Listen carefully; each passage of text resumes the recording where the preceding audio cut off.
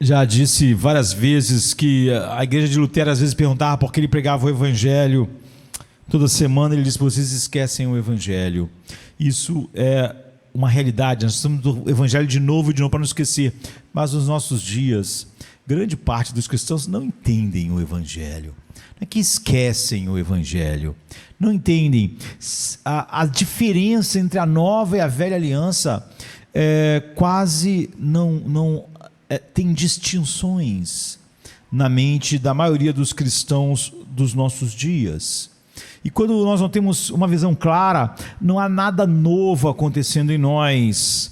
Paulo, por exemplo, diz em Romanos 2,12 que é pela renovação da tua mente, não é, que você experimenta a vontade de Deus, sabe discerni-la e não é conformado pelo mundo. Ou seja, todo mundo está sendo conformado pelo mundo se não está sendo transformado em sua mente. Ele diz: e não sejam conformados com este mundo, mas sejam transformados pela renovação do vosso entendimento, para que experimenteis qual seja a boa, agradável e perfeita vontade de Deus.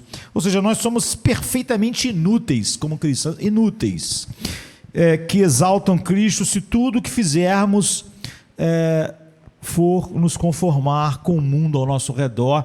E há um apelo contínuo para que você se conforme, para que você faça parte, não é? Para que você seja aceito. E há uma tentação, e a chave para não desperdiçar nossas vidas com esse tipo de sucesso, para a igreja, esse tipo de sucesso pessoal, esse tipo de prosperidade, diz Paulo. A chave é você ser transformado. Não se conformem com este mundo, mas sejam transformados. Essa palavra é usada uma vez em todo o evangelho, uma vez só, e é sobre quando Jesus é transfigurado na montanha. Quando ele diz transformai-vos, a palavra que ele está usando é essa mesma palavra, metamorfote.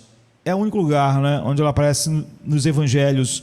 E Mateus 17,12 diz: e ele foi transfigurado. É assim que ela foi traduzida aqui, não é? Você vê que lá foi traduzida por sede transformados, aqui transfigurado, mas na verdade você vê que a palavra em grego é que dá origem à nossa palavra metamorfose. E ele foi transfigurado diante deles, e seu rosto brilhou como o sol, e suas roupas tornaram-se brancas como a luz. Está tanto em Mateus 17,12 como em Marcos 9,2. Mais do que uma transformação externa, você vê, quando nós estamos pensando em metamorfose, ou num que aconteceu com Jesus, não era algo simplesmente externo, cosmético. É óbvio que houve uma mudança. Quando uma lagarta se transforma, é metamorfoseada numa borboleta, há uma mudança externa muito grande, mas essa mudança não é externa. A mudança externa veio de dentro da natureza, né? Veio de dentro do ser. Não é alguém que se transformou, não é alguém que fez algo, não é algo que foi colocado externamente para mudar a aparência. A Bíblia diz que quando você nasce de novo, acontece algo assim, espiritual e moralmente em você. Alguma coisa muda, mas não é a conformação a algo externo a você. Não é um esforço teu para alcançar simplesmente uma transformação, uma mudança. Não são as mudanças que você faz. Há uma profunda mudança interna que vai se manifestar, então, mentalmente, primeiro do lado de dentro, e depois isso vai crescendo diariamente até um dia todo externo ser tomado por essa transformação na glorificação. E então Jesus diz: os justos brilharão como o sol no reino do seu Pai, Mateus 13:43. Então, a transformação que Paulo está dizendo, a compreensão do evangelho, saber exatamente o que diferencia o evangelho da velha aliança da lei, não é mudar uma lista de tarefas para outra lista de tarefas. Nós fazemos uma coisa e nós fazemos outra coisa. Não é transformar e mudar da lista das tarefas da carne para a lista das tarefas da lei, que é o que as pessoas quase sempre pensam quando pensam no evangelho. Quando Paulo fala sobre, ele substitui a lista das obras da carne, ele não substitui pelas obras da lei. Não é isso que acontece. Ele substitui pelo fruto do Espírito. Ele não diz assim, aqui está a lista das obras da carne, agora aqui está a lista das obras da lei, vocês têm que fazer isso aqui, as obras da lei. Pense nas obras da carne, e a alternativa é aquilo que a lei diz. A obra da carne está fornicação, ali a obra da lei diz, não adulterarás. Você tem que trocar essas coisas, não é isso que ele diz. Ele pega as obras da carne, não é? E isso é substituído pelo fruto do Espírito. Mas o fruto do Espírito é amor, gozo, paz, longanimidade, benignidade, bondade, fé, mansidão, temperança. A alternativa cristã aos comportamentos imorais não é uma lista de comportamentos morais.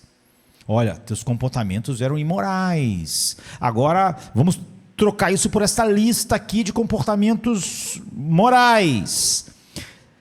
Você vê que a alternativa cristã ao comportamento imoral é o poder triunfante de transformação do Espírito Santo por meio da fé em Jesus Cristo, nosso Salvador e nosso tesouro. Ele se tornou um tesouro em nossos corações, e isso é que opera todas as mudanças. É por isso que Paulo usou a palavra que da transfiguração. Não era algo cosmético que veio sobre Jesus quando ele brilhou, aquilo era o que ele era, se manifestando a eles. Ele não estava se maquiando, não era algo externo, um jogo de luzes, uma aparência melhor. Em 2 Coríntios 3,6 diz, Deus nos tornou suficientes para sermos ministros de uma nova aliança, não da letra, mas do Espírito, porque a letra mata, mas o Espírito vivifica. Portanto, a transformação é uma mudança profunda, adquirida pelo sangue e operada em nós pelo Espírito, de dentro para fora. Todas as mudanças são assim. Se nós não entendermos isso, e isso é pouco compreendido, as pessoas que mais falam com você sobre mudança e santificação, elas estão simplesmente numa total incompreensão do Evangelho. E cada vez isso é mais comum, não só em quem diz não ter um compromisso com as verdades, mas as pessoas mais, às vezes, interessadas, não muda nada o fato de que elas não compreendem o Evangelho. Então, o apóstolo Paulo, em Romanos 7,6, diz para nós assim, mas agora estamos livres da lei, pois morremos para aquilo em que estávamos retidos. Para quê? Para que sirvamos em novidade de espírito e não na velhice da letra. O que isso quer dizer? Estamos livres da lei, pois nós morremos para o que estávamos retidos, para que sirvamos em novidade de espírito e não na velhice da letra. O apóstolo dá aqui o que podemos descrever como sua resposta final à crítica constante feita à pregação de Paulo, que é a mesma feita hoje, que é a mesma feita pela igreja da nossa geração, de uma maneira mais geral, a saber, que ele depreciava a lei. E só podia levar isso ao quê? À imoralidade, ao antinomianismo, que a pregação de Paulo da graça e somente a graça, não é? E a lei nem nos salvando, e nem a lei nos santificando, não é? Porque muitas pessoas acreditam que somos salvos no Calvário, agora sim, salvos em Cristo, agora vamos voltar para o Monte Sinai, agora você volta para a lei, porque a santificação vem pela lei. Então as pessoas acusavam Paulo nos dias dele. É a mesma acusação quando você pega as grandes doutrinas, ou aquelas pessoas que acreditam nessas grandes doutrinas da graça, mas aí elas usam isso como uma desculpa para não haver nela aquilo que a Bíblia diz que a nova aliança traria ao homem. Então ele havia tratado principalmente da acusação de antinomianismo no capítulo 6 de Romanos. Então vamos pecar mais para que a graça abunde, já que assim, é a mesma coisa de hoje, não é? Se Deus nos escolheu, se Deus nos elegeu antes da fundação do mundo, então não importa como nós vivemos. Isso é a mesma coisa que falavam para o apóstolo Paulo.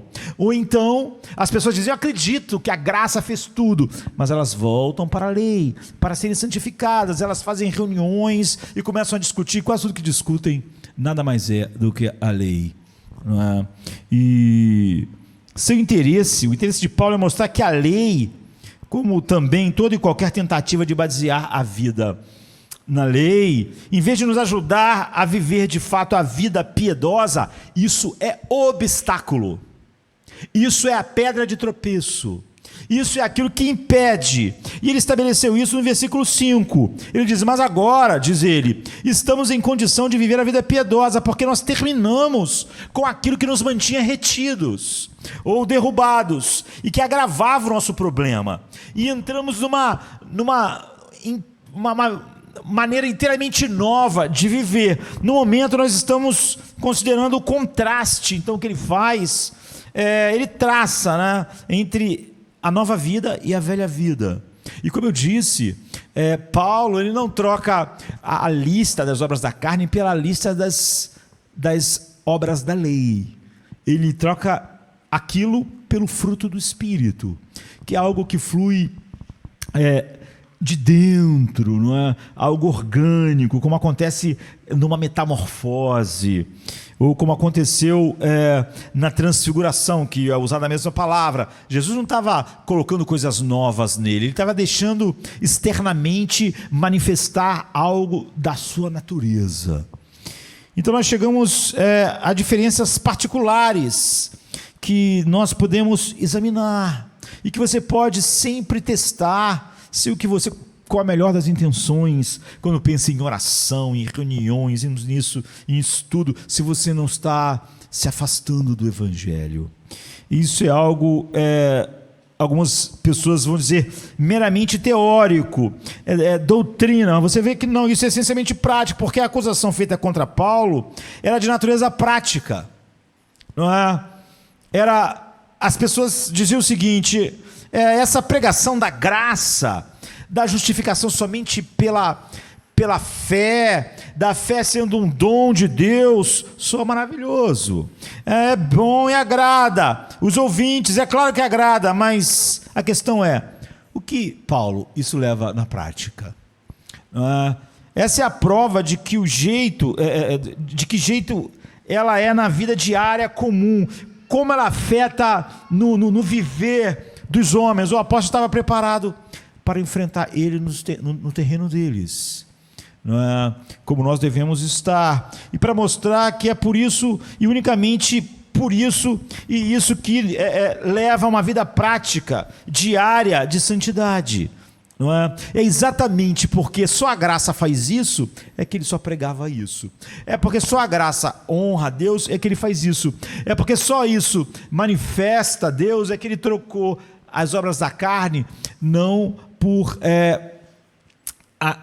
as obras da lei. Ele não trocou a imoralidade da carne pela moralidade da lei. O grande contraste entre a velha realidade e a nova é que nós não mais servimos como escravos na velhice do que está escrito, mas na novidade do Espírito. O apóstolo considera essa distinção vital para nós. Na verdade, essa distinção é ressaltada frequentemente em todo o Novo Testamento, porque você vê que essa dificuldade, ela permeia tudo até hoje. Por exemplo, a gente vê no capítulo 3 da Epístola de Paulo aos Coríntios, e também você vê aos Hebreus, no capítulo 8, onde o escritor traça um contraste entre a velha e a nova aliança. Eles estão fazendo isso o tempo todo, que Deus tinha feito com Israel, mediante Moisés, e o autor de Hebreus, por exemplo, está traçando uma diferença vital entre uma coisa e outra. E temos então aqui um versículo crucial, vitalmente importante para tudo o que você compreende do Evangelho, na argumentação do apóstolo aqui. E na verdade, eu diria vitalmente importante para toda a sua exposição da salvação cristã na maior epístola, que é a Epístola aos Romanos. Não entendendo isso, todo o resto se perde. Então o conteúdo de todo o capítulo, que é um grande capítulo, não é? é apenas uma digressão feita para tratar das dificuldades que surgiu na mente das pessoas concernente àquilo. E o versículo 6 é a declaração mais importante, é a declaração crucial. Mas agora estamos livres da lei, pois morremos para aquilo em que estávamos retidos, para que sirvamos em novidade de espírito e não na velhice da letra. Consideradas em detalhes, quais são as diferenças entre a nova e a velha vida? Quais são as diferenças entre o homem que está manifestando as obras da carne e aqueles que manifestam o fruto do Espírito? Eles trocaram uma lista de imoralidade por uma lista de moralidade da lei.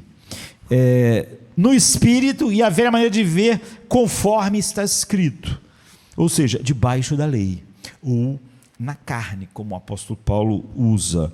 Então é óbvio, existem muitas diferenças entre a nova e a velha vida, e ela não tem nada a ver com a lei, não é? Mas quase sempre quando alguém quer, de alguma maneira, supostamente viver uma vida que glorifique mais a Deus, ou buscar a santificação, é quase que irresistível a atração pela lei, não é? Ou seja, é o homem voltar para onde ele estava e distante do Evangelho. Então, primeiro existe a diferença entre a relação externa e interna com a lei de Deus. Essa é a primeira diferença entre a nova vida e a velha vida. Em outras palavras, com a moralidade. Essa diferença é bem descrita aqui no verso 3, do capítulo 3 da segunda epístola aos Coríntios. Paulo diz assim: porque já é manifesto que vós sois a carta de Cristo, ministrada por nós e escrita não com tinta, mas com o Espírito do Deus vivo. Antes, nós podemos dizer assim, algo escrito com tinta, mas não é mais agora como está escrito essas coisas, mas com o Espírito. No entanto, além disso, não em tábuas de pedra, ele diz, como a lei foi dada. Ele quer enfatizar a lei fora de nós. Isso é uma coisa externa em relação a você. Bem, então onde está escrito agora? Como está escrito agora? Nas tábuas de carne do coração. Então a velha lei estava fora do homem, e era escrita em pedras, escrita com tinta, uma coisa que você via com seus olhos físicos. Você lia, você compreendia, e a situação não é mais essa se você está em Cristo. Agora, ela está gravada e implantada nas tábuas de carne do seu coração, no próprio centro da personalidade, na fonte da vontade, das afeições, nos recessos mais profundos do ser. Então agora nós não ficamos simplesmente olhando para uma coisa fora de nós, nós estamos considerando algo que já está dentro de nós como um princípio. Há um princípio dentro de nós agora, e não fora. Estamos considerando isso assim. E a epístola aos Hebreus expõe isso no capítulo 8. O autor cita o profeta Jeremias, o que ele tinha dito no capítulo 31 da sua profecia. Deus declara que vai fazer uma nova aliança com o seu povo, não segundo o concerto que fiz com seus pais, mas um novo concerto, uma nova aliança. E quais são as características da nova aliança? Porei as minhas leis no seu entendimento, e em seu coração as escreverei. Antes, Deus mesmo tinha colocado a sua lei nas tábuas de pedra que ele entregou a Moisés, e Moisés passou elas para o povo. Mas na nova aliança ele porá suas leis no seu entendimento e escreverá em seu coração. Então aqui nós encontramos uma distinção fundamental entre a nova e a velha aliança, não é? Entre as duas maneiras de viver, sob a lei ou sob a graça, não é? Trocar a lista das obras da carne por uma lista de moralidade da lei não é sair de onde você está, você continua no mesmo lugar, não é? Antes de alguém tornar-se cristão de verdade, antes dele compreender o Evangelho, mesmo que ele esteja numa igreja evangélica, ele tenta se conformar a um padrão, a um modelo externo em relação a ele. Porém, ser cristão significa que o padrão está dentro de nós.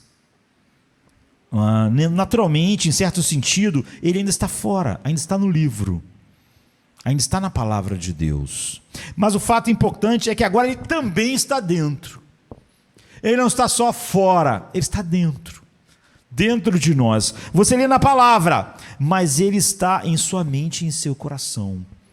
A mente do homem, naturalmente, é inimizade contra Deus. Mesmo quando ele quer obedecer, tudo que Deus diz para ele, as obras da carne é tão fluente, mas aquilo que não é tão diferente do que ele é. Então você não está só olhando para algo exterior, você tem também a consciência, você sabe que aquilo está dentro de você.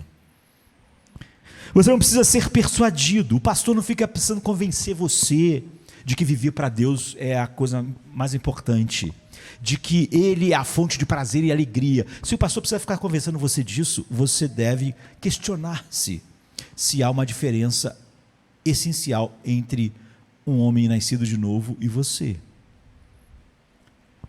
Você não precisa ser persuadido a olhar para aquilo que está do lado de fora.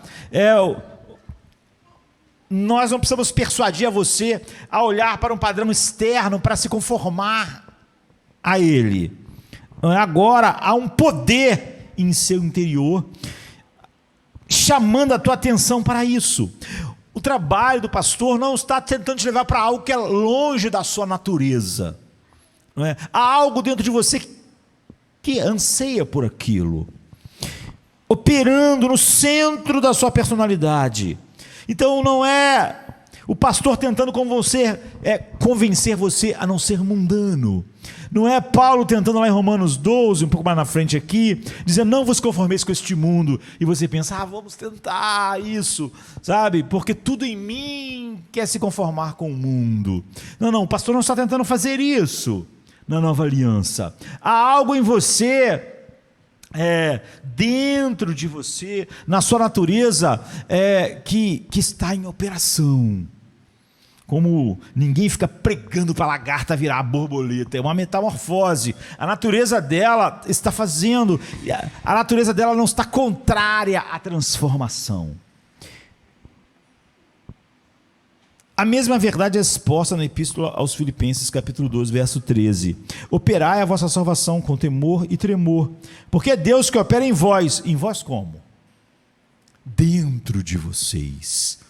Deus opera nos recantos mais profundos da alma, um desejo de se conformar a Cristo, um desejo de contemplar a Cristo, um desejo, um prazer na palavra externa. Ele opera dentro de nós, o querer, não uma luta para mim querer, ele opera o querer, como também o efetuar segundo a sua boa vontade. O apóstolo se regozija em que nós morremos para a lei, e em que fomos libertados da lei que antes nos retinha. A lei nos constrangia, nos limitava. A lei, ela falava coisas que eram totalmente contrárias a todos os anseios mais profundos do nosso ser. Ela nos retinha. Quando nós obedecemos, quando nós trocamos a lista das obras da carne pela lista da moralidade da lei, nós nos sentimos muito bem nas obras da carne, mas na lista da moralidade da lei, nós nos sentimos o quê? Nós temos que conformar algo externo a nós. É uma prisão isso, assim, é uma cadeia, não é? É externo. A lei nos retinha, porque agora nós podemos servir em novidade de espírito, não na velhice do que está escrito, porque está dentro de nós, não é? Porque agora as coisas não só um padrão externo à nossa frente, Deus colocou em nossas mentes. A mente do homem natural é inimizade contra Deus, foi desfeito, não é inimiga de Deus, e ele escreveu, Paulo diz, nas tábuas do nosso coração. Essa é a primeira distinção entre a nova e velha vida. Toda a ideia de santidade, a pregação de santidade, que não compreende isso, não está pregando nada sobre santidade, ainda que eu tenha aquela grande lista da lei para as pessoas. Você tem que orar tanto, você tem que fazer isso, você tem que fazer aquilo, tudo vem de fora para dentro, né? A segunda e o primeiro ponto leva necessariamente ao segundo.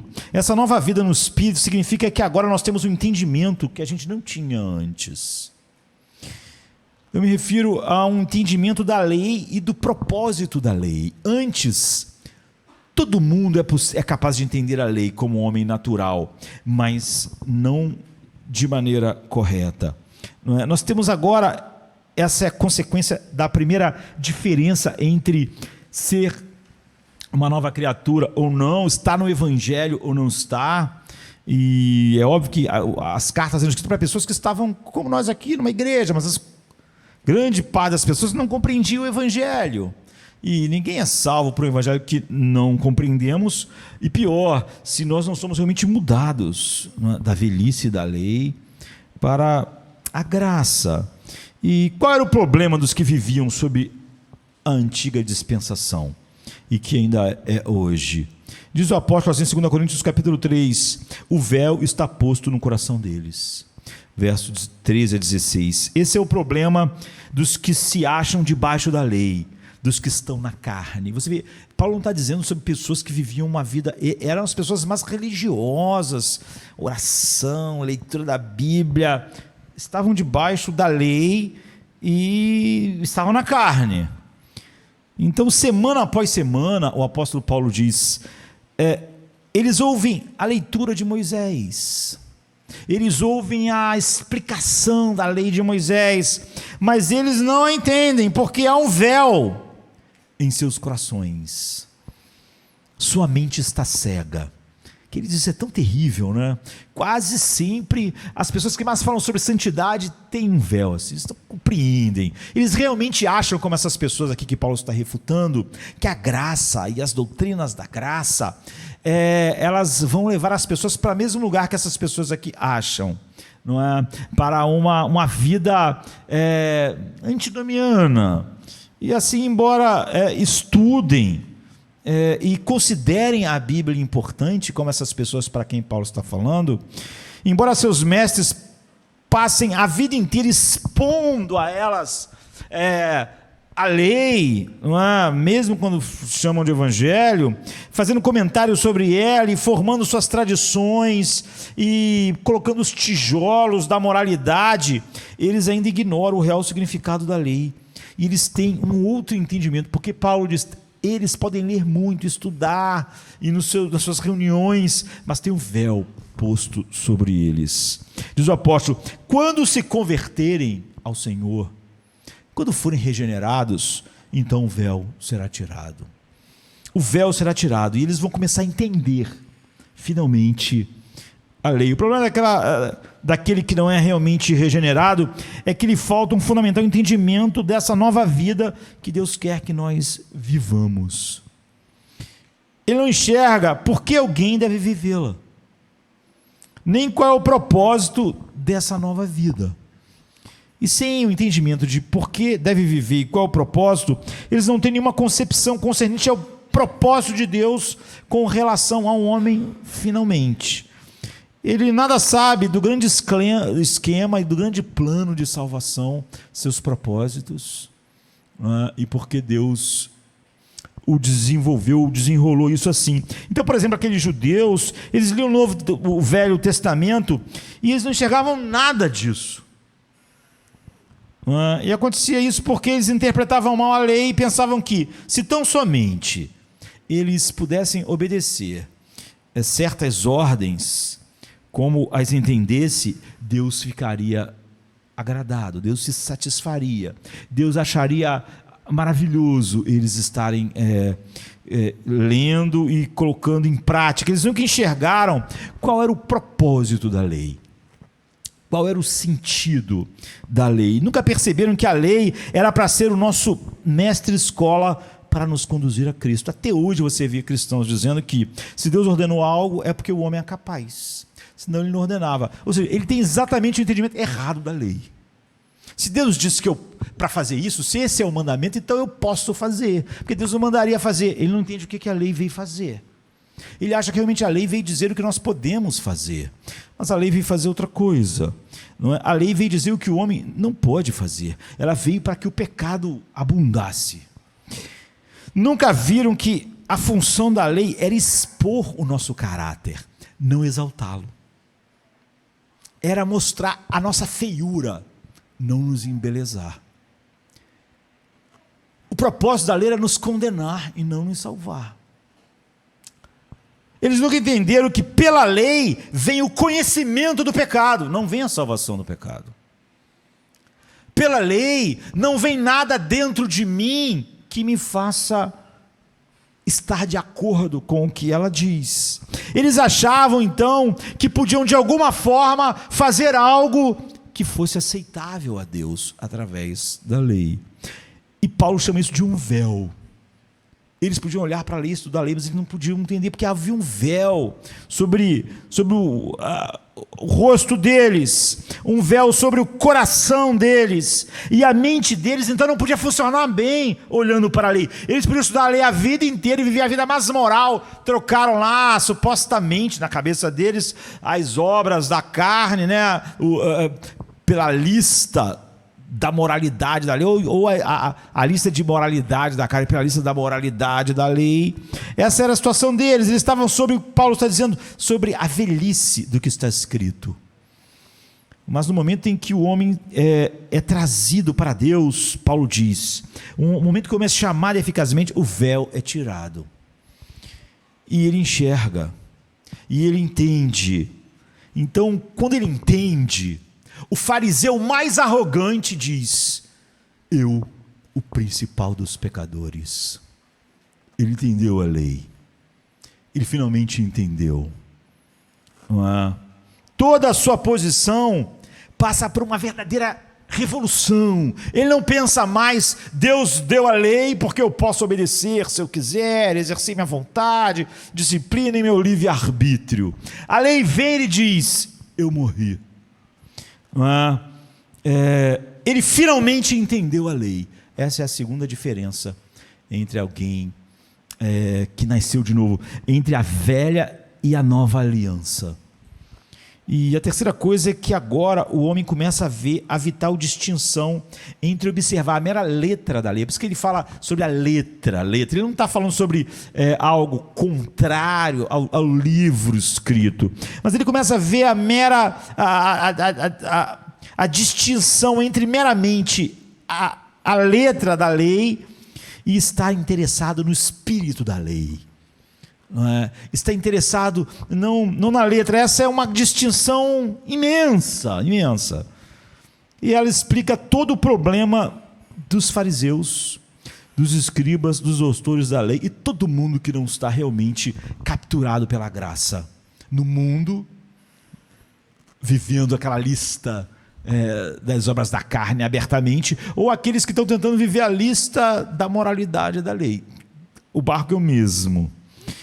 Eles só estavam interessados na letra da lei. Eles nunca entenderam que o que essencialmente importa na lei é o espírito ali envolvido. Então, o supremo comentário sobre essa questão é o Sermão do Monte, principalmente o capítulo 5 do Evangelho de Mateus. E a parte que vai do verso 17 até o fim do capítulo é quase inteiramente dedicada a um desmascaramento, dessa falsa atitude em relação à palavra de Deus, o que ela diz e a lei de Deus. Eles consideram e criaram que se você não matar literalmente um homem, no sentido físico, você não é culpado de homicídio. Ou seja, quando você não entende a lei, quando você não entende as distinções, você acha que é uma questão de obedecer a algo externo a você. Então, contanto que você se acomode dentro dos limites ao externo, você acha que aquilo é uma forma de obediência. Entretanto, o Senhor Jesus mostra com muita clareza que isso é observar a letra, ao passo que a incumbência da lei é com o espírito. Se você disser, ele diz, raca seu irmão ou louco, você é culpado de assassinato. Ele dá a mesma explicação quando ao adultério e outras questões tais, como andar a segunda milha e deixar a capa. Em última instância, a questão de amor, não é? É questão de o que Deus é para o seu coração. É a questão interna, não é? De afeições no seu coração.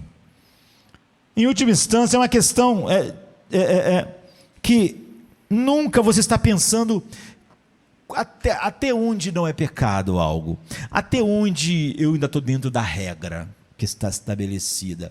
Você vê que essa pergunta dos fariseus sempre é assim: quanto eu posso repudiar a minha esposa? Até onde eu posso ir? Quer dizer que eu posso, com a minha mente, desejar algo pecaminoso, mas eu não fiz. A letra disse que eu não podia fazer, eu não fiz.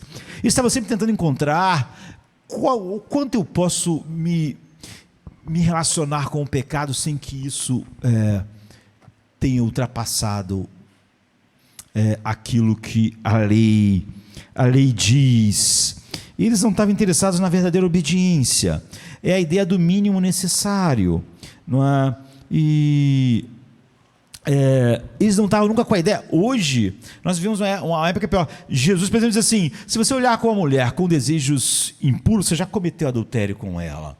Não é? Porque você não está interessado na lei em si, na regra de fazer ou não fazer, mas naquilo interno em você, o espírito da lei. É óbvio que a atração física entre um homem e uma mulher não é pecado em si mesmo. Não é? Por quê?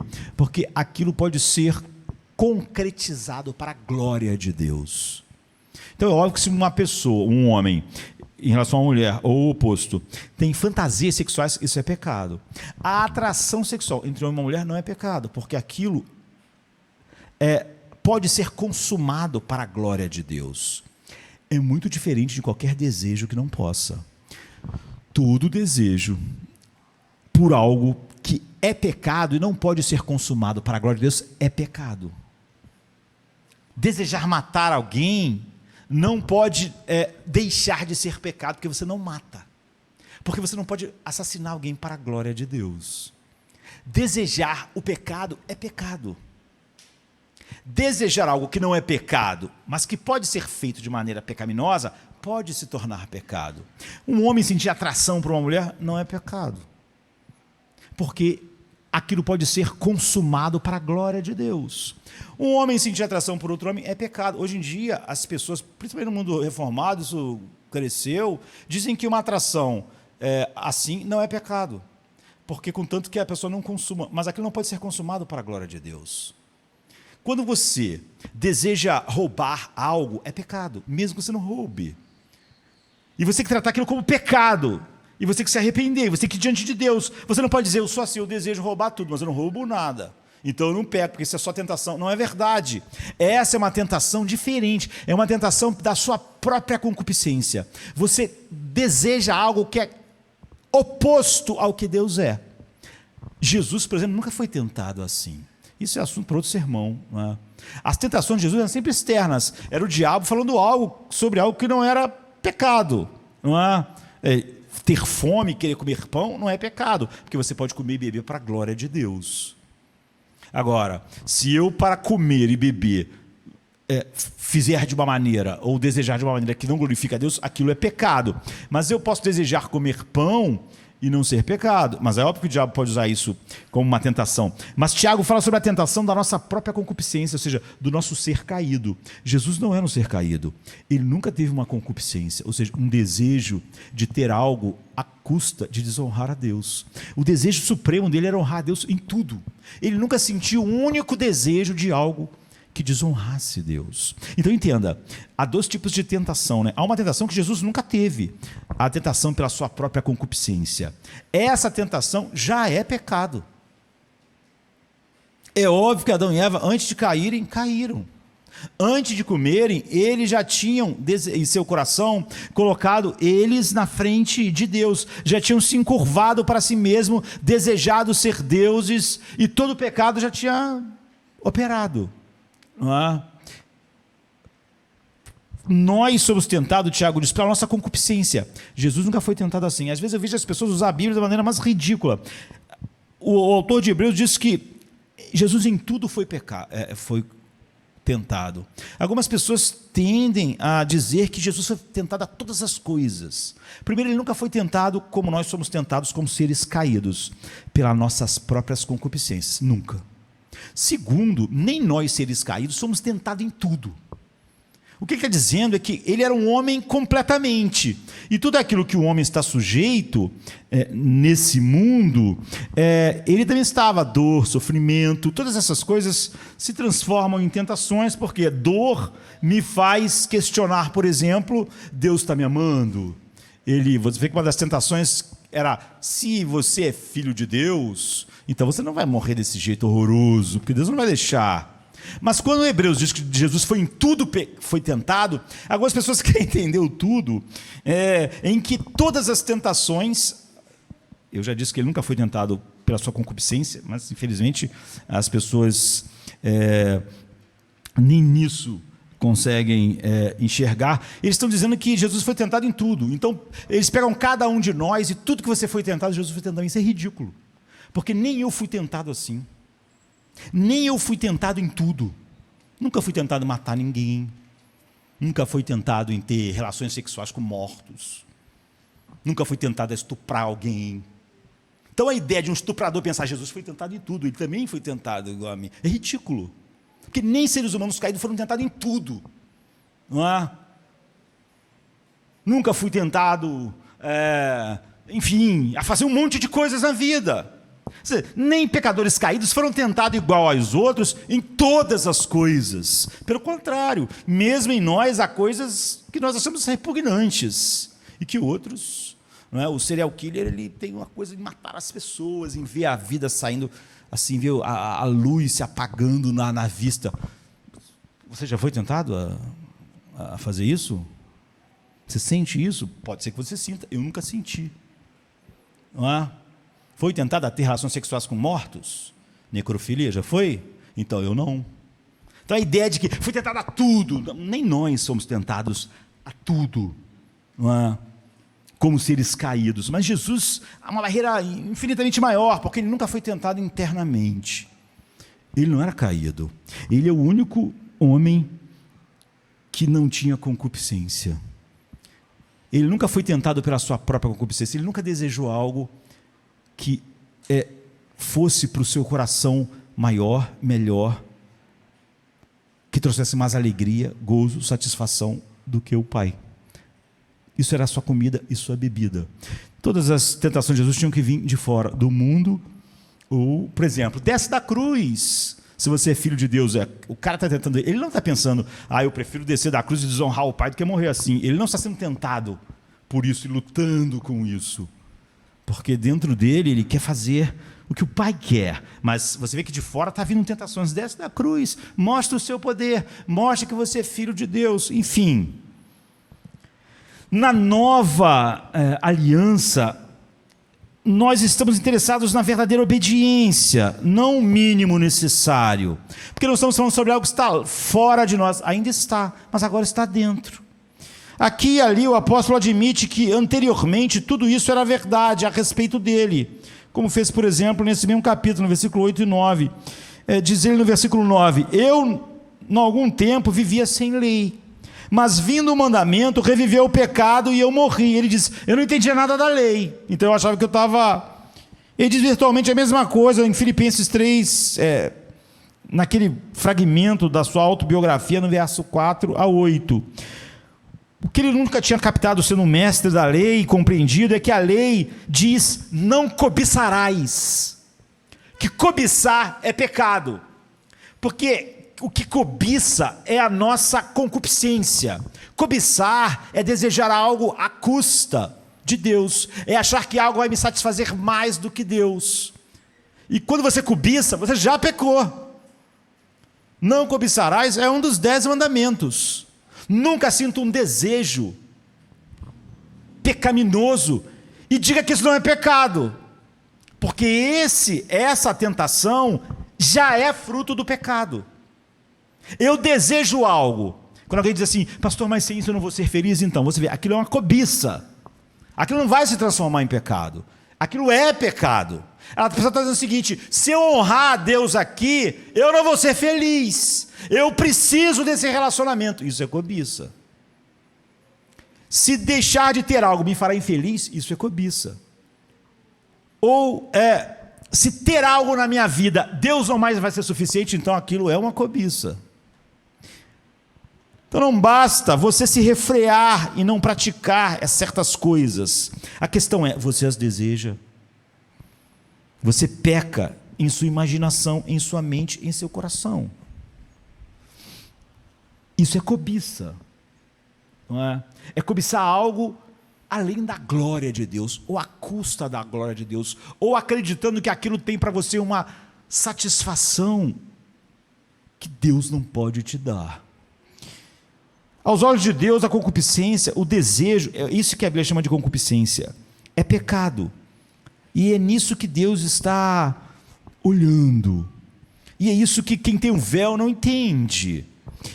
Então ele acha que pode ter que se conformar ao que é pregado, e ele acha que isso é evangelho, quando nada dentro dele corresponde àquelas coisas. Nosso Senhor disse aos fariseus, como está registrado: vós sois os que vos justificais a vós mesmos diante dos homens, mas Deus conhece os vossos corações, porque entre os homens elevado perante Deus é uma abominação. Deus está vendo o coração e se interessa pelo seu coração, pelos desejos dele, por esses desejos que são opostos a Deus. Então, isso é concupiscência, isso é pecado, isso não quer dizer que o homem regenerado não tem essas coisas, é o oposto. Isso quer dizer que ele trata isso como pecado, com arrependimento, e como deve ser tratado, em vez de dar outro nome a isso, e dizer que aquilo ali pode ficar lá sem ser pecado. Então eles pensavam que iam apanhar Jesus com essa pergunta concernente às 613 regras que eles tinham criado, né, a tradição. Mas ele desmascarou completamente a ignorância e a cegueira deles, respondendo: amarás o Senhor teu Deus de todo o teu coração e de toda a tua alma. Qualquer coisa que você faz e deseja que se levanta contra isso é pecado.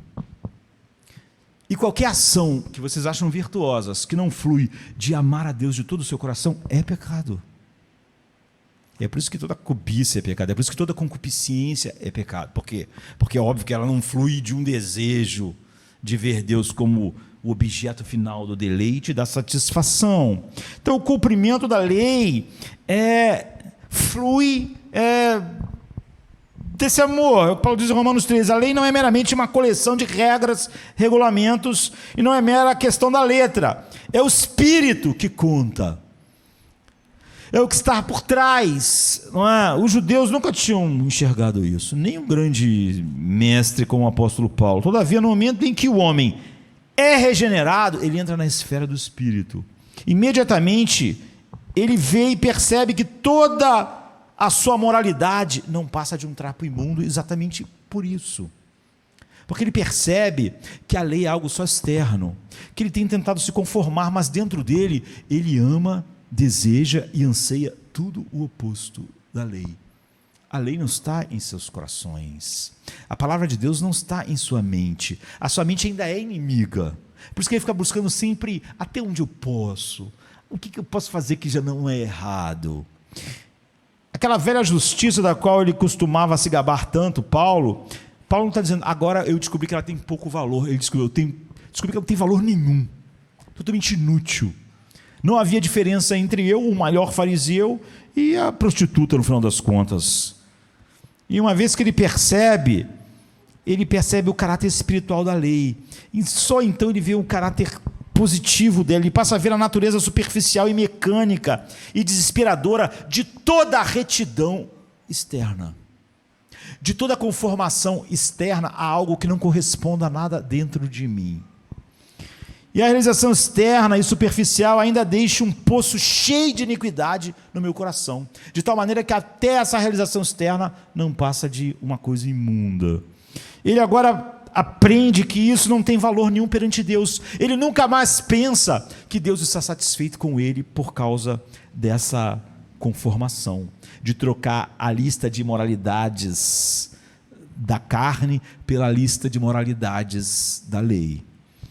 Mas é somente o homem que está no espírito que vê isso. Os outros, e nós estamos falando de pessoas que estavam na igreja, ou que eram judeus que olhavam para o Velho Testamento, eles têm um véu. O véu está naquele que está no pagão, e o véu está no homem mais religioso.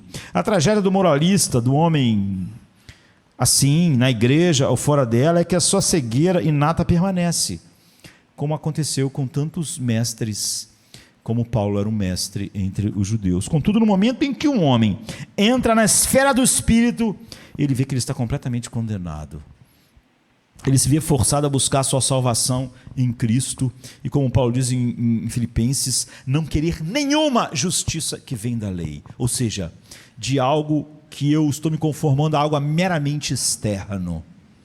A quarta diferença entre o homem que nasceu de novo e o homem mais moral ou espiritual, ou que está buscando a santificação no meio da igreja, mas que não nasceu de novo, a quarta diferença entre esse homem e o que está no espírito é que anteriormente ele vivia no que está escrito, debaixo da lei e na carne. É o que Paulo diz. É aquele que tem nova vida, tem um fator inteiramente novo dentro dele, em sua vida. Um novo motivo para obedecer. Um novo motivo para ser íntegro. Certamente não é se tornar aceitável a Deus. Nem Deus ficar mais satisfeito com a minha retidão para me aceitar, baseado em algo que eu faço. O motivo antigo só pode ser o medo de Deus. É por isso que eu quero saber até onde eu posso ir sem aborrecê-lo. Eu sou diferente dele, mas ele é muito poderoso. E aborrecer quem é poderoso gera consequências muito desagradáveis. Então ele procurava cumprir a lei porque ele tinha medo das consequências. Você sabe que esse capítulo que nós estamos lendo começa dizendo que nenhuma condenação há para os que estão em Cristo Jesus. Certamente a obediência deles não tem nada a ver com a condenação. Não tem nada a ver com a aceitação. Não tem nada a ver com Deus finalmente ficar mais feliz comigo dia a dia, à medida que eu vou galgando essas degraus. É a essência da sabedoria procurar agradar a Deus. É a autopreservação e o interesse próprio que ditam a minha vida de oração, que ditam, eu não digo isso, mas eu temo que se eu não oro tanto assim, ou não faço tanto isso, ou tanto aquilo, é por isso que nós sempre estamos calculando, eu já fui a um culto essa semana, eu preciso ir a 2? Pastor, eu preciso estar no culto quinta, domingo de manhã e domingo à noite? Por que alguém faz essa pergunta? Ela quer descobrir até onde ela tem que ir a um culto para que Deus fique satisfeito. Ela não está satisfeita em cultuar a Deus. É uma coisa que ela tem que encaixar na vida dela. Ela não passa a semana contando os dias. Se você olhar o Twitter, por exemplo, hoje, quando der 00:01, eu não falo dos outros porque eu não sei, mas vou falar aqui do meu. Quando der 00:01, olha o Twitter, e está um monte de Twitter assim, hoje tem Mengão. Faz só 1 minuto daquele dia. Aquelas pessoas, elas estavam esperando. Quando o minuto vira, elas lembram, 21h30 vai ter jogo do Flamengo. Elas estão numa expectativa. Elas não perguntam assim, olha só, se você for Flamengo, quantos jogos você tem que assistir? Um por semana, tá bom? É suficiente? Tem que ser 2. Quem dera os cristãos passassem essa ideia no Twitter, do hoje tem Mengão. Hoje, domingo, Flamengo por acaso amanhã vai jogar segunda-feira. Então, hoje 00:01 vai estar lá todo mundo botando, hoje tem Mengão, hoje tem Mengão. Tem gente que não, já fala, estou até com dificuldade de dormir. O nome disso é expectativa. Há pessoas que não conseguem encaixar na sua agenda cultos, porque aquilo é uma coisa que ela tem que fazer. Então ela pensa, quantos eu tenho que fazer? Quantos eu tenho que participar? Será que eu participei o suficiente? Deus já está satisfeito? Quando ela fica doente, ela acha que Deus precisa ficar mais satisfeito com ela do que quando ela está com saúde. Ela tem que ir mais, orar mais, ir mais a culto, pedir a oração das pessoas, porque agora ela tem uma coisa aí que se Deus não olhar para mim agora, ontem não, mas hoje. Então há muitos hoje em dia que procuram viver uma vida virtuosa simplesmente porque a relação dela com Deus, por mais espiritual que pareça ser, é meramente a relação da lei. Se tão somente Deus e o reino espiritual pudessem ser descartados com segurança, ela faria. Se alguém falar para alguém assim, olha, você não precisa de culto nenhum, você não precisa orar, não precisa, puxa vida, que obra da graça maravilhosa, né? Deus é maravilhoso, não precisa orar, que bom. Olha, você não precisa mais ler, a palavra diz, não precisa, eu achava que precisava. Não, isso faz o que quiser, não tem nada a ver, ler a Bíblia é dispensável. Ai, graças a Deus, eu via com peso com esse negócio de ler a Bíblia. Sabe? Tinha dia que não dava tempo, mas eu pensava, tá ruim, vai dar ruim aqui, porque eu não li a Bíblia. Entende? Se tão somente, e é aí que você vai sempre encontrar alguém, né? Se tão somente você pudesse provar essa pessoa, que ela poderia desagradar a Deus com segurança, tendo o romance que ela quisesse, então ela já estava disposta. Porque toda a questão dela é quanto é seguro isso. A maioria dos homens querem descartar Deus. Todos os homens nascem querendo descartar Deus. A questão toda é quão seguro isso é. Se tão somente alguém pudesse provar a ela que a conduta delas não tem nada a ver com a eternidade delas, você ia ver a conduta delas mudar imediatamente. Imediatamente. Um monte de coisa que elas não faziam, vão passar a fazer. Elas vão querer. Porque elas quiseram. E você sempre vai encontrar outra igreja, outro pastor. Por isso que as pessoas se aconselham com pastores até encontrar o que diz o que elas querem ouvir. Aconselhamento bíblico, o nome é aconselhamento bíblico, não é aconselhamento das nossas opiniões. Se o aconselhamento bíblico não saiu da Bíblia, não é bíblico. Não é? E o conselheiro bíblico nunca está interessado em agradar o aconselhado, se ele vai se sentir bem ou mal. O propósito principal não é fazer as pessoas se sentirem bem. Sempre procurando uma maneira de desobedecer com segurança. Até onde eu posso fazer isso com segurança? As perguntas dos fariseus sempre eram essas para Jesus. Até onde eu posso fazer algo que não seja desrespeitar o sábado? Até onde eu posso fazer isso sem desrespeitar aquele mandamento? Eu posso ter pensamentos assim, assado. Eles levam uma vida de temor. Você vê que o que está impulsionando eles é autopreservação e interesse próprio. São os valores supremos. Qual o maior valor supremo? É o interesse próprio. Não orar vai me trazer problemas. Eu preciso me proteger. Eu preciso proteger meu casamento. Meu casamento está com crise. Estou precisando de Deus no meu casamento. Mas mesmo em sua melhor e mais elevada expressão, mesmo quando o medo como motivo não é tão proeminente, como se dá, por exemplo, com pessoas mais seculares, as pessoas que dizem que não se interessam pelo dogma cristão, pela doutrina, mas estão interessados em moralidade pela moralidade. Qual é o seu motivo? Satisfação própria.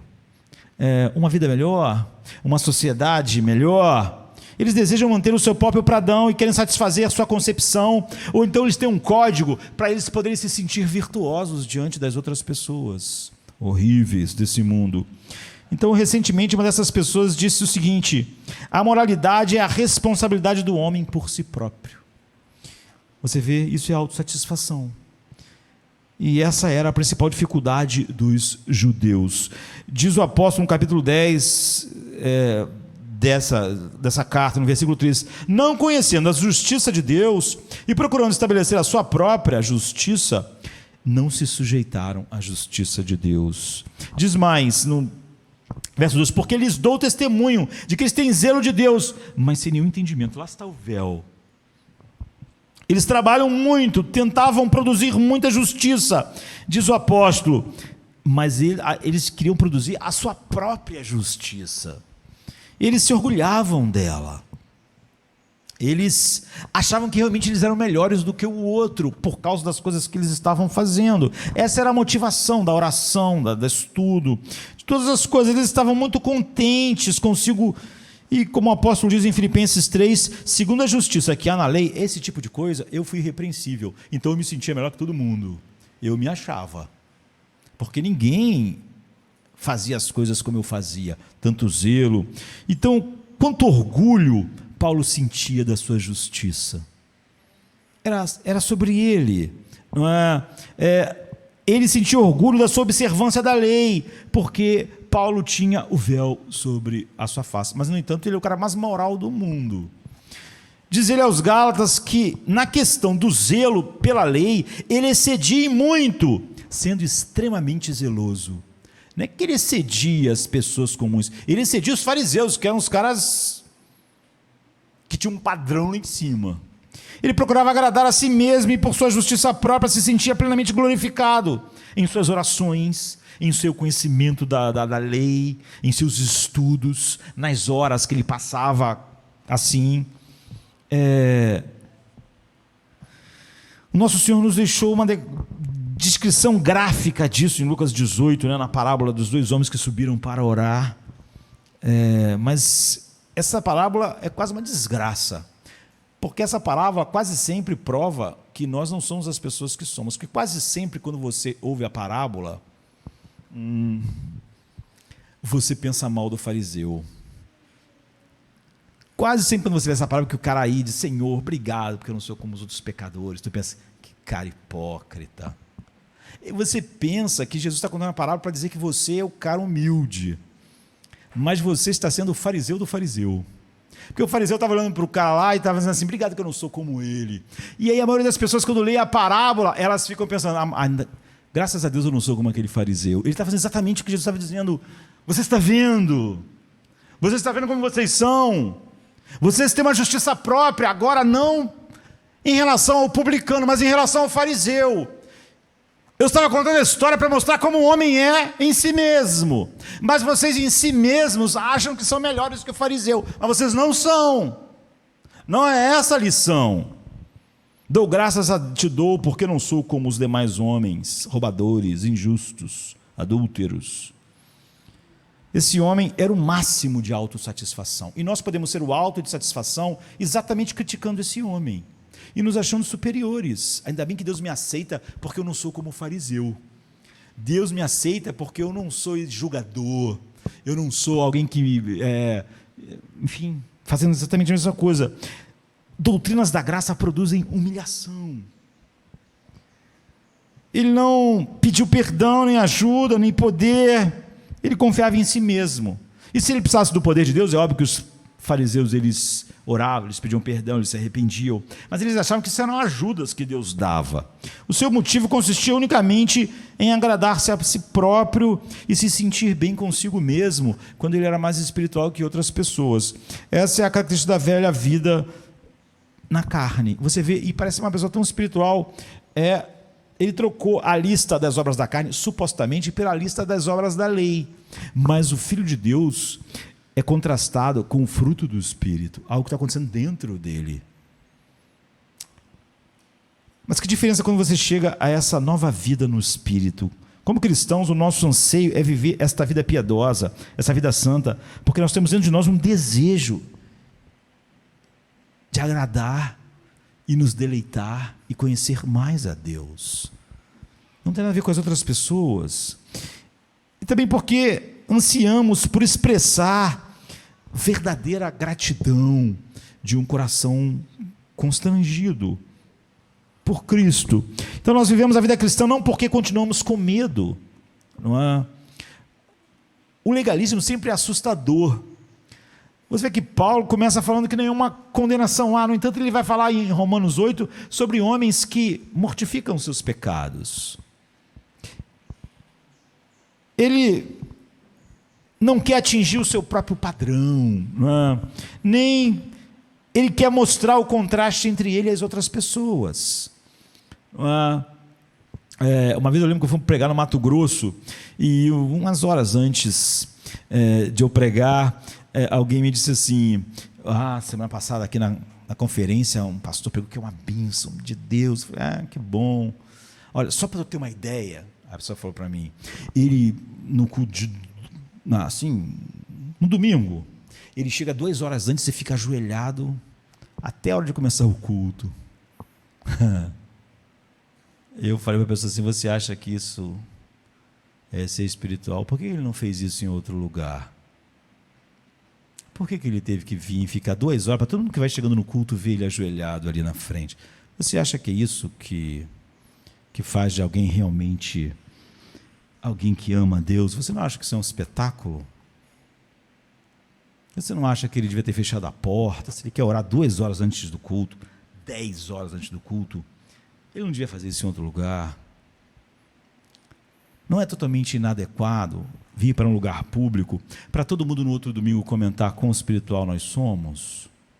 Mas você vê, é uma tentação terrível, tanto das pessoas que fazem, quanto das pessoas que realmente veem a espiritualidade como obra da lei. Então, porque nós sabemos que já fomos salvos, e que nós seremos guardados e preservados, não por nós mesmos, Ele é poderoso para nos guardar de tropeçar. Então, porque nós estamos empenhados, desejosos em viver para Cristo, em obedecer. Vivemos porque sabemos que esse é a expressão do anseio que nós temos de honrar a Deus. É a gratidão fluindo de nós, nossas ações de graças por tudo o que Ele é para nós em Cristo. O apóstolo expressa eloquentemente essa verdade na segunda epístola aos Coríntios, no capítulo 5, 14 e 15, porque diz: porque o amor de Cristo nos constrange, julgando nós assim, que se um morreu por todos, e nós temos agora tudo nele, logo todos morreram, e Ele morreu por todos, para que os que vivem não vivam mais para si mesmo, mas por aquele que por eles morreu e ressuscitou. Essas palavras fornecem o único argumento cristão, o único argumento cristão. Ele diz: eu estava morto, e Cristo morreu por mim, para que eu tivesse vida. Teria Ele morrido para que eu continuasse vivendo para mim mesmo? Para que, em vez de eu viver para Deus, eu continuasse vivendo exatamente como o homem natural vive, que é para si mesmo?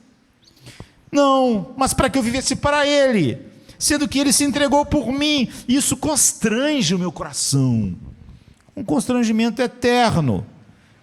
Nem mesmo ser santo é o motivo do viver cristão, não é?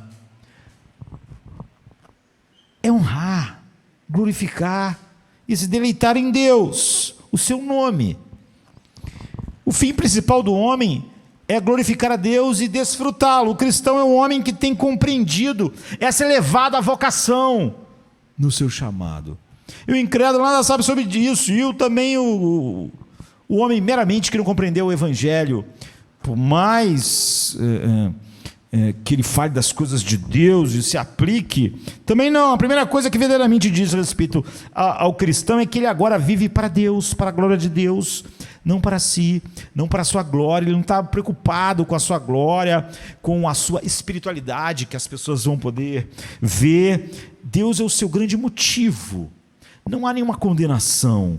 Ele não está sendo impulsionado em se conformar com algo externo, porque ele tem algum temor ou algum objetivo. Há algo dentro dele que está impulsionando ele agora. Algo foi escrito em seu coração, colocado em seu coração. É um amor tão admirável e divino, requer o derramar da minha vida. E desse modo que o Novo Testamento prega a santidade. De nenhum outro jeito. Qualquer outra pregação de santidade é pecado. E qualquer busca de santidade em outras bases é pecado também. Esse é o único motivo legítimo para a obediência, para a santidade, para ler a Bíblia, para orar. Não devemos ir a uma reunião para buscar santificação, porque temos... o pecado está muito problema, querido. O pecado acaba com o casamento, o pecado traz um monte de problema na nossa vida relacional, e é óbvio, nós ficamos doentes, é óbvio, nós vamos morrer. Se é essas as razões porque alguém busca Deus, certamente ele não está buscando Deus. Devemos desejar nos livrar exatamente do nosso ego. Por isso que as mensagens que atingem o nosso ego não fazem ele ficar revoltado, porque isso é exatamente não querer se livrar do ego. E como pregadores, não devemos apelar para que as pessoas venham para receber algo, mas antes que devemos confrontá-las com as exigências do Cristo crucificado, morto em sua vida, se é que o véu foi tirado da sua face. Aquele cujo corpo foi partido, o sangue foi derramado, para que pudéssemos ser levados a Deus. Então o motivo deve ser o amor que constrange, gratidão, louvor, a beleza de Deus. Nunca nós estamos debaixo da lei mais, nunca. Cristão é um homem que tem um motivo completamente diferente e novo, mesmo dos homens mais rígidos na busca de santidade que não são regenerados. É o amor e o desejo de exaltar a sua incomparável graça. Isso não fica buscando qual é o limite mínimo das coisas. Essa é a quarta. A quinta consequência decorre diretamente dessa. Esse homem, com esse novo entendimento, esse novo motivo, vive sua vida num espírito inteiramente novo. Na velha vida, como o apóstolo nos lembra no próximo capítulo, no versículo 15, era um espírito de escravidão à obediência, há culto, há leitura da Bíblia, há oração, há todas as coisas, mas há um espírito de escravidão. Porque diz ele: não recebeste o espírito de escravidão para outra vez estardes em temor, mas recebeste o espírito de adoção, de filhos, pelo qual de dentro de vocês clama: Abba, Pai. O espírito de escravidão, que a lei externa era um problema para mim, mas que eu tinha que me conformar, trocar a lista das obras da carne pela lista das obras da lei, aquela velha vida, aquela vida debaixo da lei, é uma dolorosa escravidão, uma escravidão do pior tipo. São as pessoas mais infelizes, não é? Ter que se conformar a algo que é tão diferente de mim, é tão diferente de mim. Tudo em mim clama por outra coisa, mas eu tenho que ler a Bíblia. Hoje é dia de culto. Ou o que me motiva para o culto não é exatamente o que devia motivar a todos. Todo homem que vive debaixo da lei sempre tem um sentimento de desamparo, de desespero. Ele pode se mergulhar cada vez mais nas coisas de Deus, volta e meia ele vai estar sempre na velha tristeza e depressão dele. Ele não consegue, ele vive num espírito, está sempre sob a tensão, está sempre sob pressão, ele se sente sempre escravizado, aprisionado. A escravidão daquela velha vida debaixo da lei, na carne, está lá o tempo todo, mas agora estamos vivendo com um espírito inteiramente novo, estamos realizando a nossa obra no espírito e não na velhice da lei. Não é algo que eu tenho que me conformar, algo totalmente externo a mim, que não tem nada dentro de mim que corresponda àquilo. Não deve haver nenhuma escravidão na vida cristã. Tem na sua? E quando eu estou falando isso, não estou falando só daquilo que nós chamamos os pecados.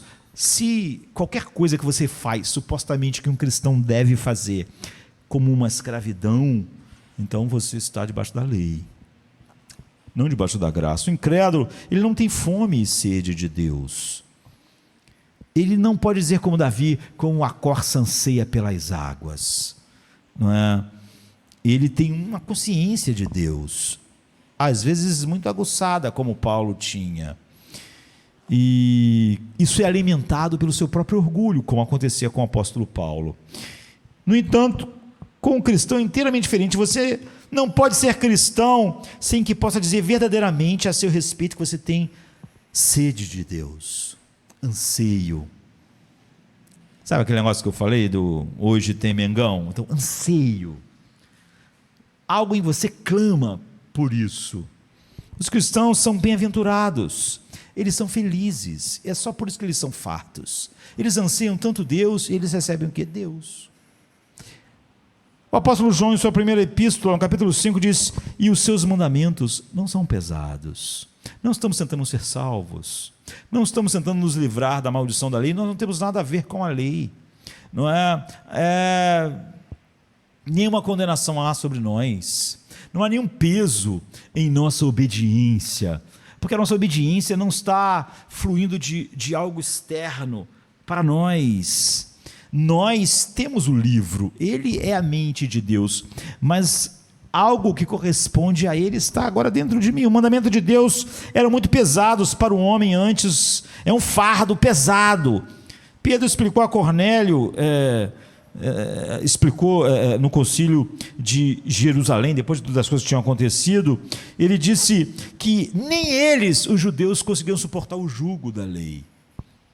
Mas João disse que para os cristãos, seus mandamentos não são pesados assim, em parte, que sabemos que nós somos cristãos, que sabemos que nascemos de novo, que sabemos que somos novas criaturas. Agora nós amamos aquilo que honra a Deus.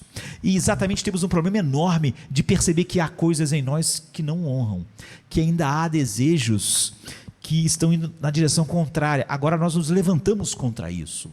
Nós não somos advogados de nós mesmos, nem do nosso ego. Nós estamos contra.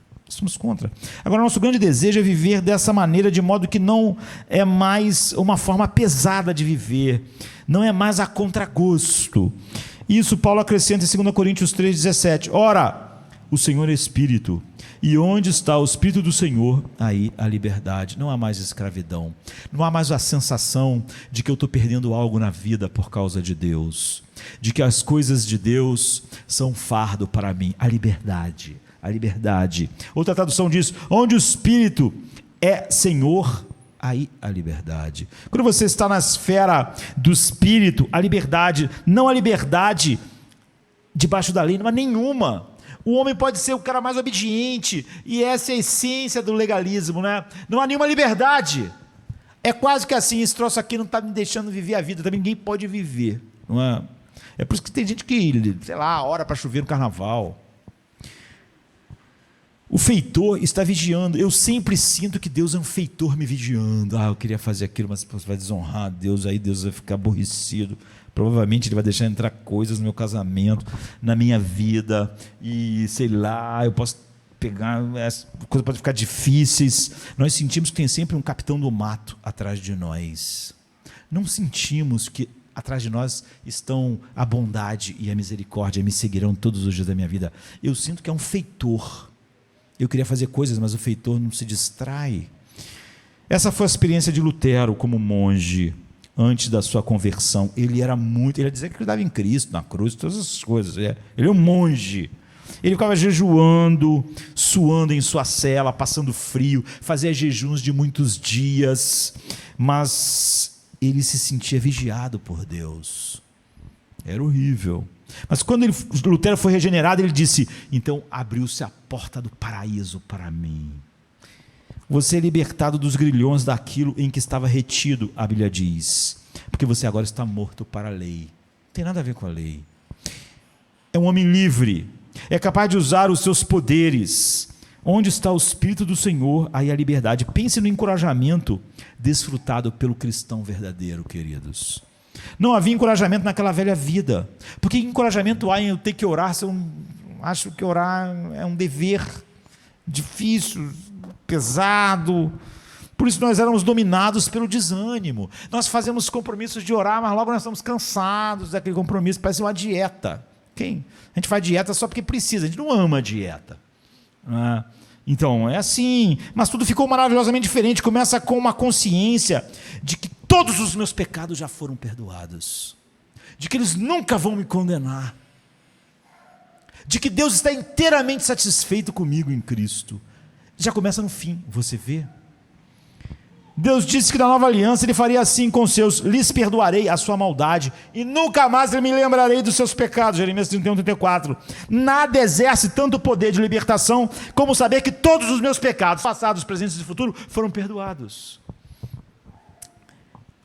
É o pensamento mais libertador que se pode ter. Se você está preocupado com o perdão e com sua posição e sua situação diante de Deus, você está necessariamente deprimido. Todos os dias pensando o quão desagradado o feitor está com você. E nesse estado de depressão, Satanás leva todas as vantagens para nos afundar ainda mais. É o que Lutero experimentava. Não há nada mais maravilhoso do que saber que nossos pecados estão perdoados. E nós sabemos disso. Não é? Nenhuma condenação há para os que estão em Cristo Jesus. Vamos falar agora daqueles impulsos novos que nos impulsionam para honrar a Deus.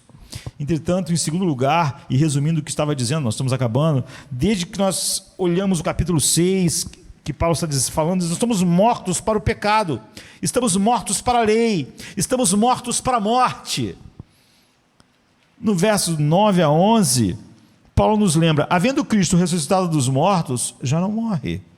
A morte não mais terá domínio sobre ele, pois quanto a ter morrido, de uma vez morreu para o pecado, mas quanto a viver, vive para Deus. Assim também vós, considerai-vos como mortos para o pecado, mas vivos para Deus. O que é verdade a respeito de Cristo, é verdade a nosso respeito se nós estamos em Cristo. Ele morreu e pagou todos os pecados, então é verdade a respeito de nós, nele. Ele morreu uma vez por todas e nunca mais morrerá, então a morte não tem mais domínio sobre ele. Então Paulo diz: a morte não tem mais domínio sobre nós. Ele não tem domínio sobre nós, isso faz parte da liberdade dos filhos de Deus. Como cristão, eu estou morto para o domínio do pecado, mas eu estou morto para o domínio da lei, estou morto até para o domínio da morte. Como cristão, eu vou simplesmente descansar, vou cair no sono em Cristo, portanto eu nunca morrerei, jamais experimentarei o que a morte faz com os homens. Na verdade, a morte virou serva, estou fora do domínio do pecado, fora do domínio da lei, então estou fora do domínio da morte. Isso é o novo espírito em que vive o cristão, essa é a liberdade dos filhos de Deus, aqueles gozam. Deus nos disse também, faz parte da nova aliança: eu serei Deus para eles, e eles serão um povo para mim. Disse mais: habitarei neles e andarei com eles, e serei o seu Deus, e eles serão o meu povo. Pode existir alguma coisa mais maravilhosa do que isso? Do que está nos impulsionando, do que é o Evangelho? Não é tão fácil perceber quando alguém está falando algo com a Bíblia aberta que não é o Evangelho? Na manhã da batalha famosa de Trafalgar, o almirante Nelson, não é tão famoso, ele falou para o exército inglês que obteve grande vitória: a Inglaterra espera que cada homem cumpra o seu dever hoje. Seu dever de inglês, né?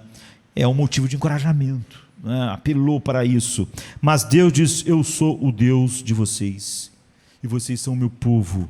Lembrem-se disso e vivam à luz disso. Vivam à luz do fato de que eu sou o Deus de vocês para sempre, de que eu estou eternamente reconciliado com vocês. Esse é o único impulso evangélico. Nós não temos nada a ver com a lei. Deus, porém, nos fala ainda de seu grande propósito a nosso respeito, de tudo que Ele planejou. Essa é a vontade de Deus, a vossa santificação. É por isso que nós estamos nessa direção. Não tem nada a ver com a lei. Já encontramos isso, por exemplo, no capítulo 5, 10 dessa carta, que diz: porque se nós, sendo inimigos, fomos reconciliados com Deus pela morte do seu Filho, muito mais, já estando reconciliados, seremos salvos pela sua vida. Ele nos inseriu na vida de Cristo, e se estamos na vida do seu Filho, tudo mais é certo, seguro e garantido, tanto quanto é para Ele. Todos os inimigos vão ser colocados pelos cabelos dos seus pés, nós também. Ele venceu a morte, nunca mais morre, nós também. Ele tem comunhão eterna com o Pai, nós também. E agora pense em nossa relação com o Senhor Jesus Cristo. O versículo 4 desse capítulo diz que o Senhor Jesus Cristo é o nosso marido, para que pudéssemos casar-nos com outro, com aquele que ressuscitou dentre os mortos. Entende? Nós éramos casados com a lei, então nós tivemos que morrer para ser livres da lei, e nós casamos com outro marido. Nós não cometemos adultério voltando para a lei, nós morremos, nós temos outro marido, tudo que é dele é nosso, nós não temos relação nenhuma com a lei. Jesus é meu esposo, meu pastor e amigo, meu Senhor, minha vida, meu caminho, meu fim. Ele é tudo, tudo em todos que o Pai deu a Ele. Que encorajamento! Esse é o encorajamento para viver para Ele. Essas são as afeições. O homem na carne não conhece nada disso. Servir a Deus é sempre um problema, e obedecê-lo. Depois pensem na esperança da glória. Sendo, pois, justificados pela fé, já estou justificado. Temos paz com Deus por meio do nosso Senhor Jesus Cristo, pelo qual também temos a entrada pela fé a essa graça na qual estamos firmes e nos gloriamos na esperança da glória de Deus. Não há encorajamento que supere a esse. Nós não temos nada com a lei em momento nenhum mais, e qualquer nele que tenha essa esperança purifica-se assim. Por que eu me purifico? Porque minha justificação colocou toda essa esperança nele. Não tem nada a ver com a lei, nem com o que a lei pode fazer. A lei não tem nada a ver comigo. É desse modo que o novo homem, o cristão, vive sua vida no Espírito.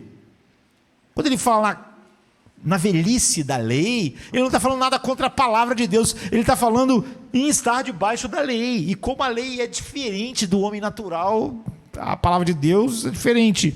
Ele encara todos os problemas com um novo espírito de liberdade, regozijo, esperança, ações de graças, louvor, e isso nos leva a outra diferença que existe entre o novo e o velho homem, a nova capacidade, o novo poder que o novo homem tem e do qual ele está ciente.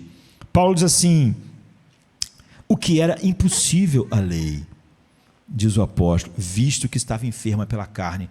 A lei, não tem nenhum problema com ela, mas o problema é que a lei é algo externo ao homem, e o homem é totalmente oposto à lei de Deus. E Deus outorgou os mandamentos, não é? E no capítulo 10, versículo 5 de Romanos, ele diz: se os cumprirem e continuarem a cumpri-los, vocês se salvarão por isso. Mas todos pecaram, estão destituídos, estão destituídos da glória de Deus. Não há um justo, o homem deixado entregue a si mesmo, não pode cumprir a lei. A lei não foi dada para mostrar o que o homem pode fazer, mas exatamente o que ele não pode. A lei, nenhum mandamento de Deus justifica a ideia, porque esse é um argumento, o livre-arbítrio, se Deus mandou é porque nós podemos. A lei veio para mostrar exatamente o contrário, de que nós não podemos, que todos são condenados por aquilo.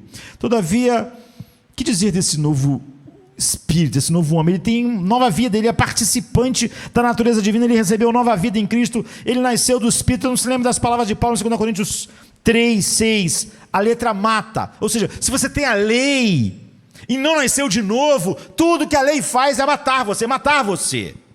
Mas o Espírito, ele te dá vida, ele vivifica você, ele te dá uma nova natureza. Agora a sua relação com a palavra de Deus é totalmente diferente. É do que nós precisamos, falando de vida, de vigor, de poder. O Filho de Deus tem essas coisas. Não somente isso, o Espírito continua a agir dentro de nós. E é por isso que ele diz: operai a vossa salvação com temor e tremor, em Filipenses 12, 13. A gente pode fazer isso como? Porque a lei diz isso? É impossível fazer isso. Todo mundo falhou. Ninguém pode operar sua salvação. Mas essas palavras: operai a vossa salvação com temor e temor. Agora, como? Porque é Deus que opera em vós o querer, o desejo e o efetuar. Você vê algo dentro de você, há um poder imenso dentro de você. Ele está operando em nós tanto o desejo quanto a prática do desejo, segundo a vontade dele. No próximo capítulo dessa epístola, no capítulo seguinte, no verso 13, diz: se pelo Espírito mortificares as obras do corpo, vivereis. Você vê, essa é uma característica de que tem que estar no Espírito. No Espírito nós podemos mortificar as obras do corpo. Peça a um homem que não tem dentro de si o Espírito, que ele mortifique as obras do corpo. É uma luta sem esperança, não é? Para descobrir o resultado, basta ler a biografia dos santos católicos. Basta olhar para a vida de Lutero. Tudo que Lutero tentou era mortificar as obras do corpo, até ficar com doenças para sempre. E descobriu que era totalmente impossível fazer isso. Ao se segregarem da sociedade, ao tentarem ao máximo passar horas em oração, em jejuns, em frio, tudo se mostrou inútil, porque nós não podemos sair do mundo, o mundo está dentro de nós, até nós nascermos de novo. Vocês não conseguiram se livrar das obras do corpo dessa maneira. Você não consegue trocar as obras da carne pela lista da moralidade da lei. Diz o apóstolo apóstolo Paulo a Timóteo, na segunda carta, no capítulo 1, verso 7, Deus não nos deu espírito de temor, mas de poder, de amor e de domínio próprio. É o Espírito, você vê, poder, amor e disciplina. Ou como ele já disse no capítulo 6, no versículo 14 de Romanos: o pecado não terá mais domínio sobre vós, porque vocês não estão debaixo da lei, mas debaixo da graça. O posto, João diz a mesma coisa em sua primeira epístola, no capítulo 4, versículo 4: maior é o que está em nós do que o que está no mundo. Daí não se deixem apavorar pelo diabo, nem pelos poderes do mundo. Não fiquem aterrorizados, não se alarmem. Agora vocês têm um poder. O poder do pecado é grande, do diabo é grande, do mundo é grande, da carne é grande. Mas vocês têm algo muito maior. Vocês estão no Espírito. A vida no Espírito lhe traz todas essas bênçãos. E assim nós chegamos ao fim. Quando Paulo salienta o resultado totalmente diferente dessas duas vidas, debaixo da lei ou debaixo da graça. Quando estávamos na carne, as paixões dos pecados, que são pela lei, operavam em nossos membros, para darem fruto para a morte. Ou 2 Coríntios 3,6, Paulo diz, a letra mata. É nesse sentido. Quando estávamos na carne, não somos regenerados, as paixões dos pecados, que são pela lei, operavam em nossos membros. Esse é o poder que operava. A lei não teria um poder operando em nós. Aquela velha vida é uma vida de constante luta e constante fracasso. E constante desprazer, mesmo quando eu venço. Porque quando eu venço, ou eu vou me cansando daquilo, ou eu fico orgulhoso a respeito daquilo, e tudo dá sempre errado. E vai ficando cada vez mais difícil. Conforme vocês vão ficando mais velhos, vocês vão ver que vai se esvair seus poderes. O diabo vai parecer cada vez mais forte quando você for cada vez mais velho. Quando você é jovem, você pode sonhar em ter saúde sempre. Há uma tendência a um amargor e a um cinismo na meia-idade, na velhice. O homem percebe que está morrendo. Seu cérebro, seu corpo, seus pulmões, seu coração, seus rins não estão funcionando bem. Não estão mais, sua condição física levarão a novas tentações, novas amarguras, novos pecados, novos medos, na verdade, novos pavores. E isso irá piorar cada vez mais, porque você cada vez fica mais velho, vocês vão ficando cada vez menos capazes, e se sentirão completamente sem esperança, porque começarão a descobrir que a esperança estava em seus pulmões, em seu coração, em seu cérebro, em seu corpo, em suas capacidades. É uma espécie de morte em vida. Mas o que dizer dessa nova vida no Espírito? Em 2 Coríntios 3,18, o apóstolo já tinha dito, o Senhor é aquele Espírito, e onde o Espírito do Senhor está, aí a liberdade, você é livre de todas essas coisas. Paulo diz, o meu homem exterior está se desfazendo, mas meu homem interior está se renovando dentro. Então louvado seja Deus, ele acrescenta, mas todos nós, com a cara descoberta, refletindo como espelho a glória do Senhor, nos transformamos de glória em glória na mesma imagem, como pelo Espírito de Deus. Então, essa é uma tradução, mas há uma melhor que diz assim, mas todos nós com a cara descoberta, refletindo como espelho a glória do Senhor, estamos sendo transformados, que é o que está realmente dito lá. Nós não somos nós que estamos fazendo isso. Por isso que as pessoas dizem assim, pastor, não consigo essas mudanças. Tu está tentando mudar? Então, não vai. O que o Espírito Santo faz é nos levar a contemplar Cristo. E nós somos transformados. Nós não nos transformamos. Nós não estamos lutando para nos transformar. Refletindo como espelho a glória do Senhor, estamos sendo, alguma coisa está nos transformando, como não há aquela luta na metamorfose da lagarta.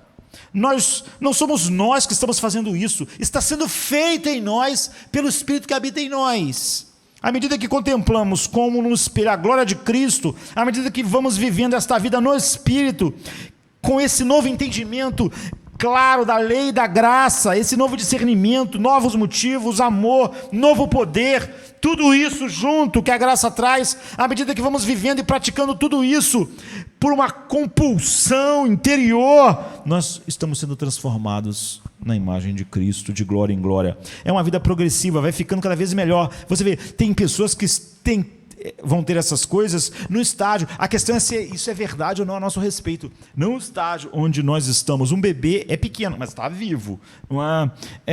Vamos ficando cada vez mais parecidos com o bendito Filho de Deus. Não acredite naqueles que dizem que à beira do túmulo um cristão é exatamente como ele era quando se converteu. Isso é falso. Não é? É totalmente impossível. Ele está sendo transformado de glória em glória. Ele não pode daqui a 10 anos estar exatamente como ele era. Ele está sendo transformado, sendo nós transformados de glória em glória, pelo poder infinito de Deus que opera em nós, até quando nós vamos nos tornar como Cristo, perfeitamente no céu. Essa é a verdade, mesmo nessa vida. Não é? Aquele que em vós começou a boa obra vai aperfeiçoar. Ele está nos transformando. Não é o que nós estamos fazendo. Se você está nas mãos desse grande oleiro, você não está debaixo da lei mais. Você nunca vai confundir a lei e o evangelho. Nunca vai deixar alguém te levar de volta da onde há apenas o ministério da morte, mesmo quando só fala em santificação. Se Deus, por intermédio do seu Filho e por seu Espírito, começou em você isso, Ele nunca vai parar. Você não se transforma, você está sendo transformado.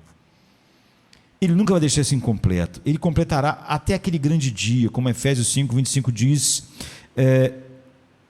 sem mácula, nem ruga, nem coisa semelhante, mas santos e irrepreensíveis. Agora, diante dessas coisas, que diremos? Que abismo há entre a lei e o evangelho, a nova e a velha aliança. Mas não há um abismo em nossos dias. Não há um abismo no que está sendo pregado. Quando se pregam a graça, pregam algo destituído de poder, transformação, paixões e afeições. Ou então se prega a lei. Em minha maneira de sentir, só há uma coisa apropriada, não é, para nós encerrarmos, que é a gente dizer com força, com alegria, com poder, a única expressão de quem realmente compreendeu o evangelho. Ora, aquele que é poderoso para vos guardar de tropeçar e apresentar-vos irrepreensíveis com alegria perante a sua glória, ao único Deus, Salvador nosso, por Jesus Cristo, nosso Senhor, seja a glória, a majestade, o domínio, o poder, antes de todos os séculos, agora e para sempre. Amém. Isso é o Evangelho. Vamos ficar de pé. Vamos orar.